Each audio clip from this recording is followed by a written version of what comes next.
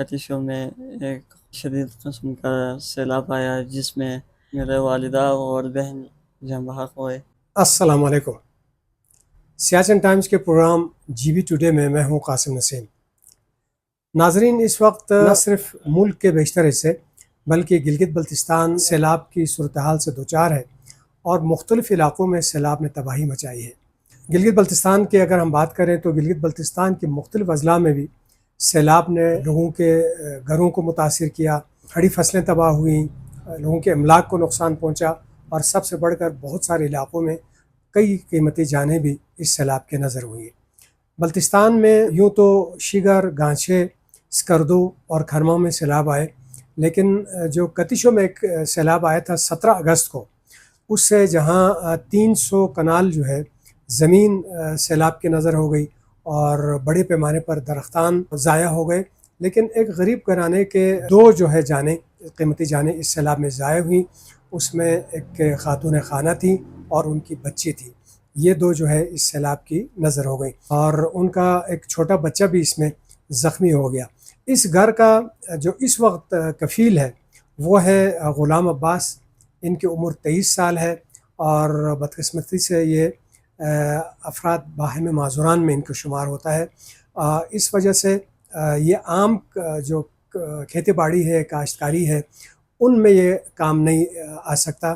ان کے والد نے ان کو تعلیم بھی دلائی تھی اور گورنمنٹ ڈگری کالج سکردو سے انہوں نے ایف اے کی تعلیم حاصل کی بھی ہے اور ساتھ ہی انہوں نے کمپیوٹر کی بھی تربیت حاصل کر رکھی ہے۔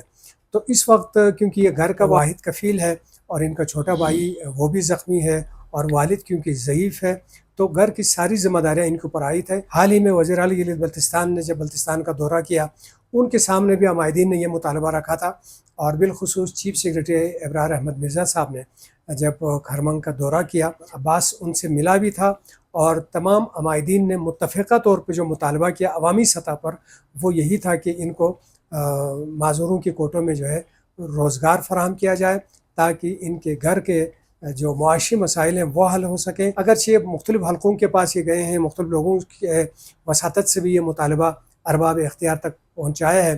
آج انہوں نے یہاں آ کے سیاچن ٹائمز کا دفتر بھی یہ آئے ہیں اور اپنے اسی مطالبے کو وہ لے کر آئے ہیں، تو ہم ان سے بھی آپ کی ملاقات کرواتے ہیں اور ان سے پوچھتے ہیں کہ انہوں نے کہاں سے تعلیم حاصل کی اور کمپیوٹر کی کتنی سکل ہے اور وہ کس نوعیت کے کام یہ کر سکتے ہیں، تاکہ جو ہمارے دیکھنے والے سننے والے ارباب اختیار ہیں ان کو بھی آئیڈیا ہو کہ یہ ایک مفید شہری ثابت ہو سکتا ہے اور اپنے گھر کا اور اپنے کنبے کا جو ہے یہ کفیل بن سکتا ہے۔ ہاں غلام عباس، کیا حال ہے آپ کے؟ ٹھیک ہے۔ سیلاب کا آپ ذرا آنکھوں دیکھا حال جو 17 اگست کو سیلاب آیا کتوشے میں، اس کا ذرا احوال بتائیں اور آپ کے جو کنبے کے اوپر یہ جو ایک اللہ کی طرف سے ایک امتحان نازل ہوا، اس کے احوال آپ کس طرح بیان کرتے ہیں؟ بسم اللہ الرحمن الرحیم۔ 17 اگست 2025 کو ضلع کھرمنگ کے بالائی گاؤں کتیشوں میں ایک شدید قسم کا سیلاب آیا جس میں دوسرے لوگوں کے مالی نقصانات کے ساتھ میرے خاندان سب سے زیادہ متاثر ہوا۔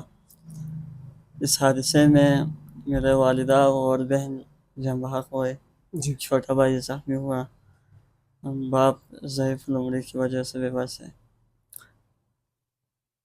ناظرین، یہ جو کتیشوں کا علاقہ ہے یہ سکردو سے 3 گھنٹے کے مسافت پر واقع ہے اور قریب ترین آبادی موضع مہدی آباد ہے اور مہدی آباد سے اوپر مسلسل چڑھائی ہے، یعنی ایک پسماندہ اور دشوار گزار یہ علاقہ ہے۔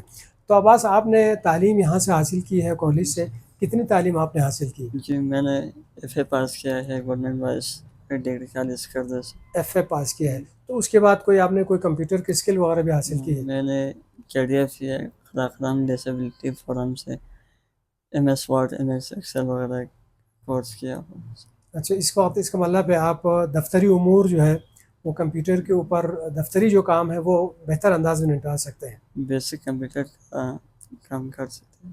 ٹھیک، ساتھ ہی یہ بھی بتائیں جب چیف سیکرٹری صاحب گلگت آئے تھے تو وہاں پہ مختلف آپ کے آس پاس کے علاقوں کے بھی علماء عمائدین اور آپ کے کتیشوں کے عمائدین نے کیا مطالبہ کیا تھا چیف سیکرٹری سے؟ کتیشوں کے عمائدین سب کا بنیادی قرارات تو یہی میرے حوالے سے تھا سر۔ صحیح. اور چیف سیکرٹری نے بھی کہا تھا اس کو کوئی مناسب روزگار فراہم کیجیے. یعنی ابھی آپ اپنی تعلیم اور اپنے اسکل کے بلبوتے پر پر اعتماد ہیں کہ آپ کسی دفتر میں اگر آپ کو ذمہ داری دی جاتی ہے تو آپ دفتری کام بہتر انداز میں انجام دے سکتے ہیں.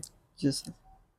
چلیں یہ خوشائن بات ہے کہ غلام باز جو ہے وہ دفتری امور کو انجام دے سکتا ہے، اور سب سے زیادہ پرعزم یہ ہے کہ اس نے اپنے چھوٹے بھائی کو بھی سہارا دینا ہے، اور جو گھر کا جو ان کے سربراہ جو والد ہے ان کا وہ ضعیف العمر ہے، تو ان کو بھی یہ سنبھالنے کا عزم رکھتے ہیں.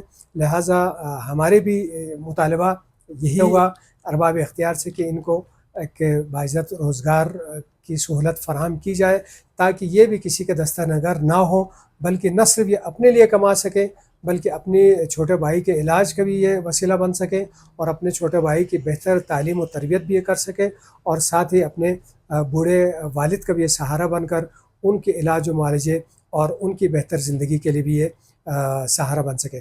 تو ہمارے جو ہے وزیر اعظم پاکستان سے اور گلگت بلتستان کے گورنر، گلگت بلتستان کے وزیر اعلیٰ اور چیف سیکرٹری جو ان سے ملاقات بھی کر چکے ہیں، ان سے یہ پرزور مطالبہ ہوگا کہ ان کو کسی بھی مناسب محکمے میں روزگار کی سہولت فراہم کی جائے تاکہ یہ اپنے کنبے کا سہارا بن سکے.